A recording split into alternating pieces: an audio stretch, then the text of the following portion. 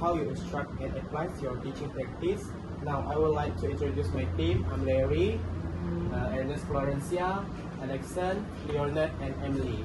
Hello. Let's start. Can you describe your understanding of different instruction and how it applies to your teaching practice? Okay, first of all, thank you so much for having me. Okay, so I hope this session can help you guys with your assignments and everything. Okay, so regarding this differentiation instruction, right? Differentiated instruction. Okay, so yes, it is the process of identifying students' uniqueness in terms of their interests, ability and preferences in learning strategies. In another way, so when we apply differentiated instruction in our lessons, okay, meaning we are addressing all these differences between our students because no one is the same, right? So they are individual, they have their own individuality. Okay, so how do I apply this in my teaching practice? So first of all, as a teacher, okay, I need to collect sufficient data regarding the students' background. These backgrounds include their performances in the subject. So how do we find their performances? Okay, so by looking at their previous marks during for the test for their examination, looking at their results lah. Okay. Another thing is that teacher must take the effort to identify students' preferences in terms of their learning style. Okay, this including the students' multiple intelligences. If you guys familiar with this theory, the theory of multiple intelligences. So there are like 9 or 8 or 9 different intelligences that has been discovered and has been approved, okay, that exists among students. Sometimes they have 2 or 3 intelligences. So this is the thing that we must identify.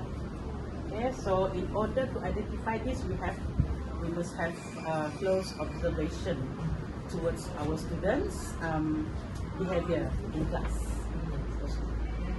Okay, so I think that answers the first one, right? Next question. So the next question is come from me.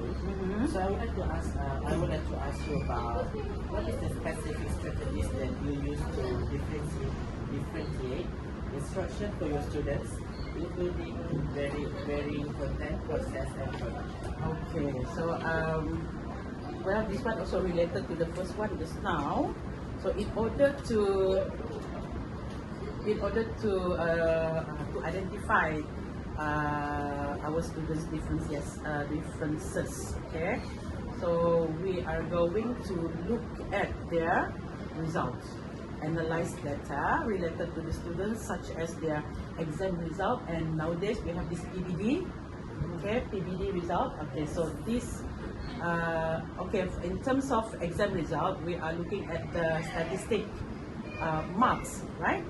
But in order to look at the other side of the students in terms of their attitude towards lessons, we can look at their PBD results. Because PBD result, it will the grading, not only the grading, PP1, 2, 3, 4, 5, and 6, right? But it is also accompanied by some comments from their subject teachers. So this is the element that we can see to identify the kind of different instruction that we can apply in our class. Thank you. The next question for me, what are some of the biggest challenges you have faced in implementing different instruction in your district? Okay, so I'm talking about this based on the context that we have here. Okay, I'm looking at this school, right? So SMK Motuang is like the third largest school in Sarawak. So the capacity in one class is around 40 and above students in a class. So this is one of the biggest challenge. Okay, so the biggest challenge that we face in implementing differentiated instruction is definitely the too many number of students in the class. If there are 40, 41, 42 students, okay, it will be very difficult to identify, to address all of their differences, right? Okay, not only that, another one is the duration of time.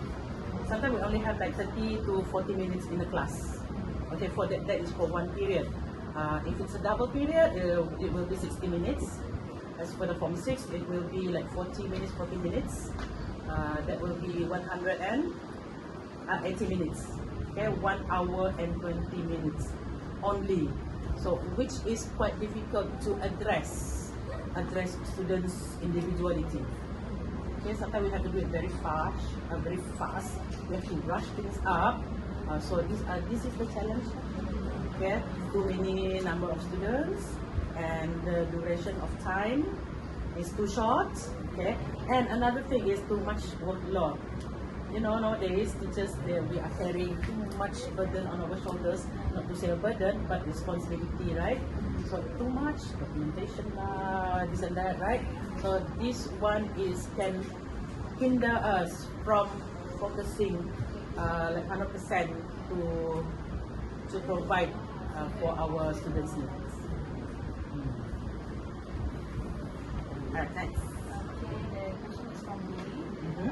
Madam, can you share an example of a successful differentiation practice that you have used with your students, and what impact did it have on student engagement and achievement?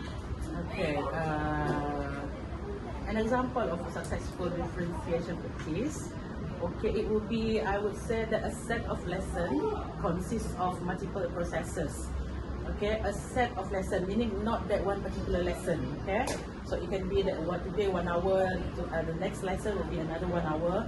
Okay, so it's a series of lessons consists of multiple processes, whereby each stage or each process is meant to fulfill the student's need.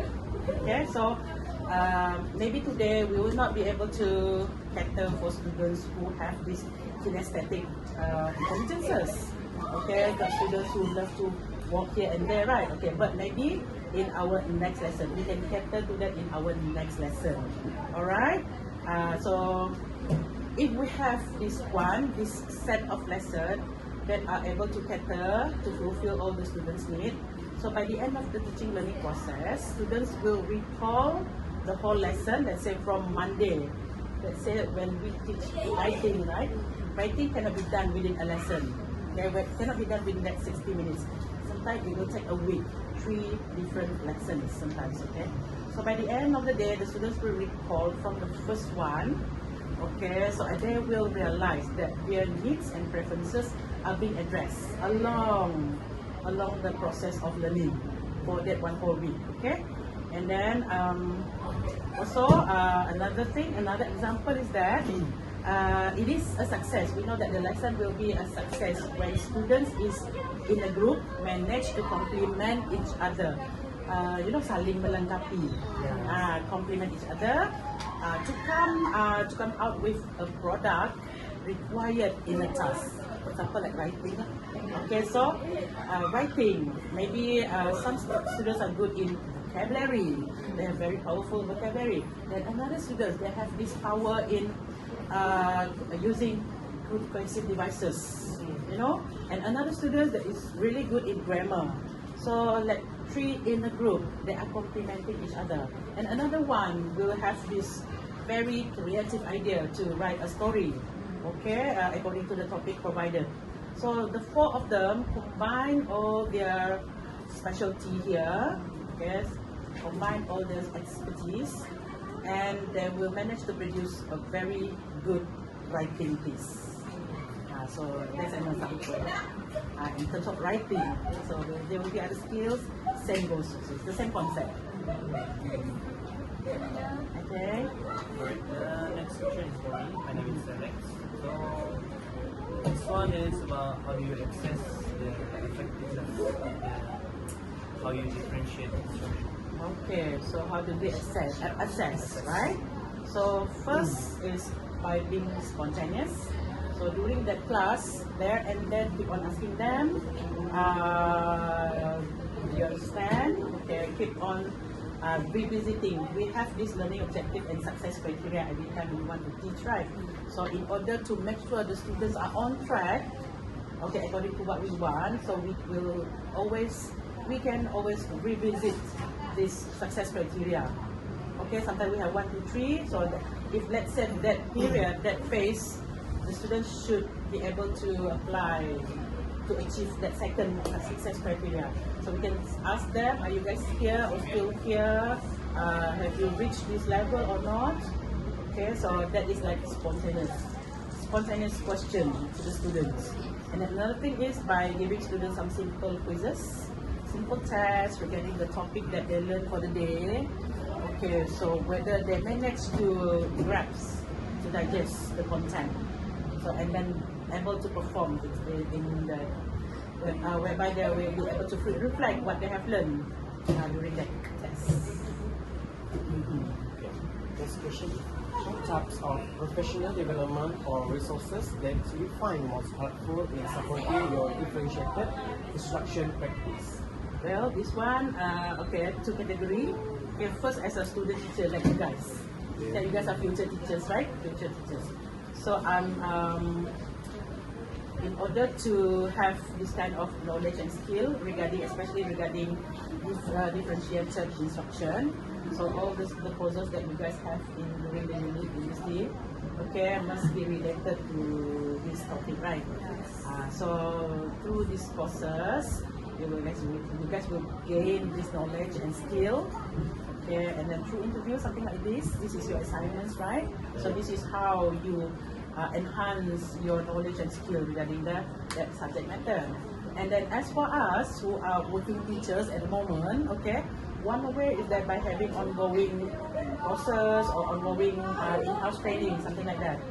Whether it is done in school, that is in-house, or done in some academic institutions like the maktab, okay, or at the university maybe. So they invite teachers to go for this kind of course. So this is how we can get support, because one thing, if they have this kind of course, okay, they can, they can help us to refresh.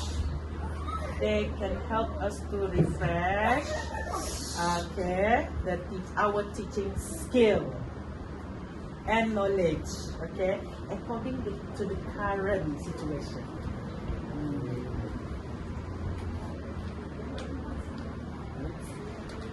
Okay, so next question also come from me. Okay, alright. So I want to know that how do you ensure that all students are supported and challenged in your classroom, regardless of their individual needs and strengths? Okay, so I think this one is quite similar with number 5 just now, right? So how do you assess the effectiveness? Okay, well, as I mentioned just now, by spontaneously and consistently ask our students, okay, about their progress along the teaching and learning process. Okay, do not assume that they are okay. Okay, so actually we need to ask them consistently. Okay, ask them questions that is spontaneous questions. Another way is that by providing a set of survey questions, ask them to fill in. The 2 methods. One, spontaneously ask question. Secondly, by a very structured survey question to be given to them. Okay.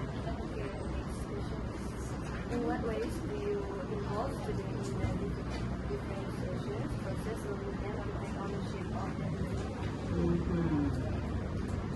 Okay, in order to involve them to the maximum level, alright, so we must continuously and consistently assess and adjust our own lesson, okay, our own lesson content, whether in order to meet these students' needs. So we cannot just stick to that content forever, cannot. So it might be different. So from that lesson, the the pioneer. We have the pioneer lessons. From that lesson, identify where is our strength, where is our weaknesses. So, and then for the second lesson, then and then so on. Okay, adjust, modify to make it better. All right, and then also to make the students comfortable. Okay, in order to enhance their ownership to the lesson, to the what was the ownership of their own learning, right? Okay, so provide comfort to these students. Okay, so when they are comfortable to share their mind, to share their opinions, and then we let them decide what you guys want to learn next, what topic that you would like to cover or explore next.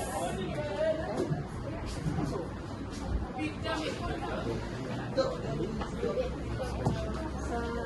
next question is what challenge faced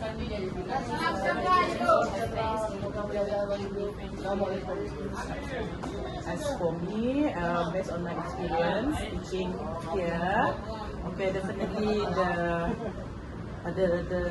too many numbers of students in the class.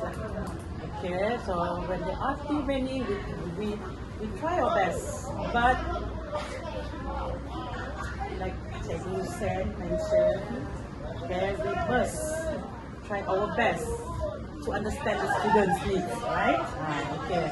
So when there are too many of them, then this is a challenge. We can do it, but slowly. All right. And then also the timing and the responsibility as a teacher, that we are not only teaching, but we are also providing the documentation. We deal with students' disciplines and all. It's not only about teaching and teaching nowadays.